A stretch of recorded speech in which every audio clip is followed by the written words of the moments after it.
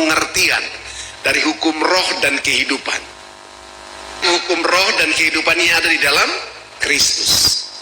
Jadi kalau di luar Kristus, berarti saudara tidak punya hukum roh dan kehidupan. Amin.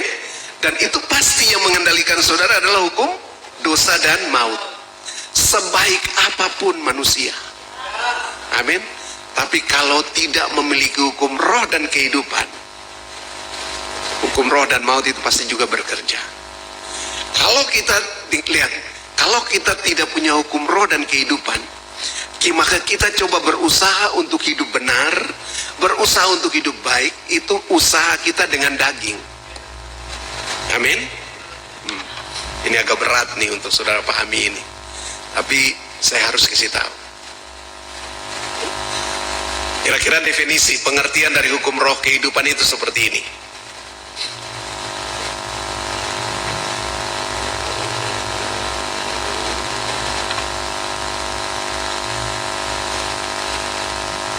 Ya, saya harus baca lagi ya, Roma pasal 8 ya, ayat 1 dan 2. Izinkan saya pakai terjemahan tadi itu, Indonesia Translate.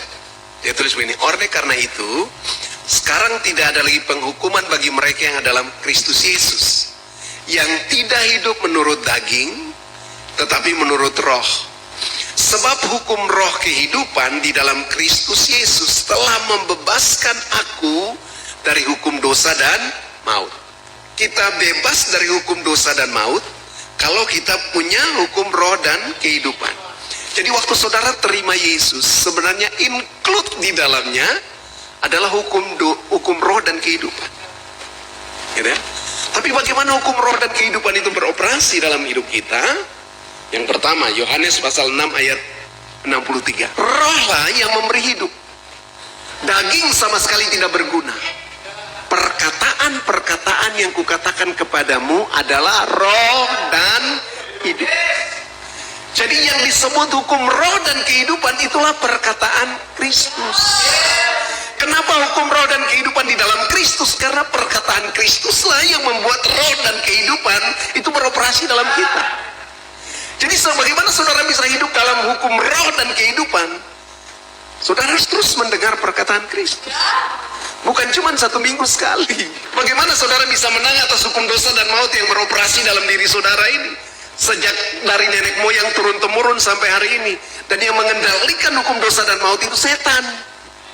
Amin. Setan itu tidak pernah mati. Dari generasi-generasi dia tetap ada. Amin. Jadi dia tahu siapa nenek moyang kita. Dia tahu kebiasaan-kebiasaan kita dari kehidupan yang lama. Lalu kalau saudara santai-santai, tidak terus membangun manusia roh, tidak hidup dalam hukum roh dan kehidupan, bagaimana saudara bisa berkemenangan?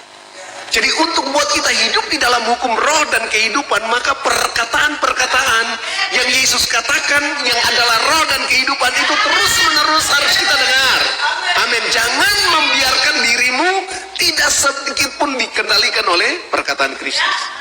Jadi kita perlu perkataan Kristus. Amin. Ini tidak main-main, gitu ya. Setiap firman atau perkataan Kristus itulah hukum roh dan kehidupan. Amin.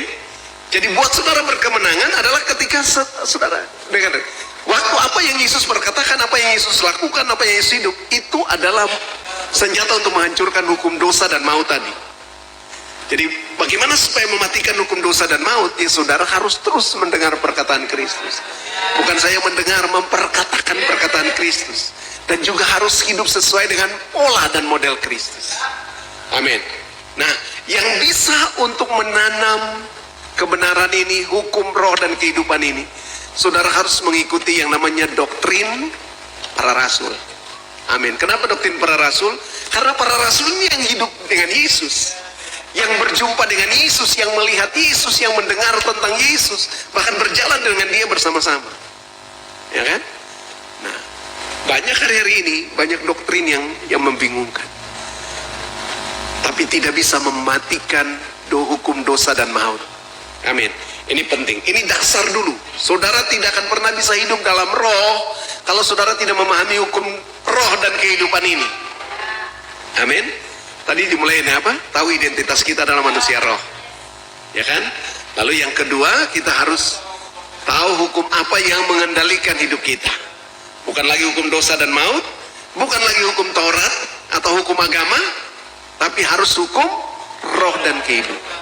Hukum roh dan kehidupan itu perkataan Kristus. Hukum roh dan kehidupan beroperasi itu sebanding dengan level iman yang kita terima. Halo? Hukum roh dan kehidupan beroperasi sebanding dengan level iman yang kita miliki. Kenapa? Roma pasal 10 ayat 17. Dia bilang apa? Iman timbul dari pendengaran. Iman timbul dari pendengaran. Dan pendengaran akan firman Kristus. Jadi waktu kita mendengar firman Kristus, iman tumbuh, level hukum roh kehidupan itu juga bergerak. Semakin imanmu naik, hukum roh dan kehidupan itu juga terus bekerja.